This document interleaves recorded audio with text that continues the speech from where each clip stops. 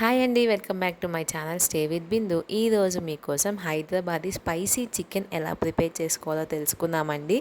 దానికన్నా ముందు నా ఛానల్ లైక్ చేసుకొని, షేర్ చేసుకొని, సబ్స్క్రైబ్ చేసుకొని, కామెంట్ పెడుతున్న వాళ్ళకి చాలా థ్యాంక్స్ అండి.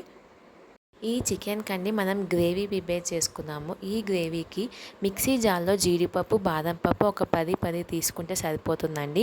మిర్చి, ఆనియన్, టొమాటో ఇవన్నీ వేసి గ్రైండ్ చేసుకొని ఇలా పేస్ట్ చేసుకున్నాము. దీంట్లోనే జీలకర్ర 1 టేబుల్ స్పూను, మామూలు కారం వచ్చేసి ఒక 3 టేబుల్ స్పూన్ యాడ్ చేసుకుంటున్నాను. ఇది రెడ్ చిల్లీ అండి, కాశ్మీరీ కారం. దీన్ని ఒక 3 టేబుల్ స్పూన్ యాడ్ చేసుకుంటున్నాను.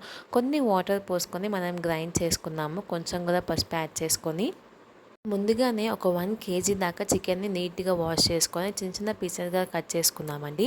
ఈ గ్రేవీ అంతా మనం చికెన్లో యాడ్ చేసుకొని బాగా మిక్స్ అయ్యేలాగా మనం మ్యాగ్నేట్ చేసుకోవాలి. దీన్ని మినిమం ఒక 2 అవర్స్ నుంచి, లేదా మీకు హడావుడిగా అవ్వాలి అనుకుంటే మినిమం ఒక 15 మినిట్స్ అయినా దీన్ని మ్యాగ్నేట్ చేసుకోవడానికి ట్రై చేసుకోండి. ఇప్పుడు మ్యాగ్నేట్ చేసుకుందాం కదండి, దీంట్లో ఒక హాఫ్ లెమన్ దాకా మనం స్క్వీజ్ చేసుకొని మనం పెట్టుకుందామండి.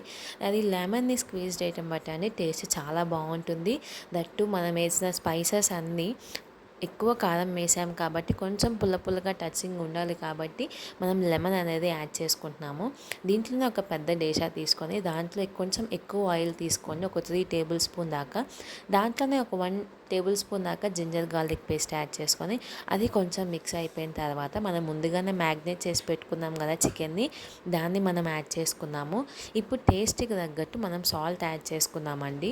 మీరు ముందుగానే మిక్సీలో యాడ్ చేసుకున్నా సరిపోతుంది. సో నేను ఇక్కడ వేడిగా ఉంటుంది కాబట్టి దీంట్లో యాడ్ చేసేసుకుంటున్నాను. ఒక్కసారి ఆయిల్ ఈ చికెన్ అంతా మిక్స్ అయ్యేలాగా మనం మిక్స్ చేసుకోండి.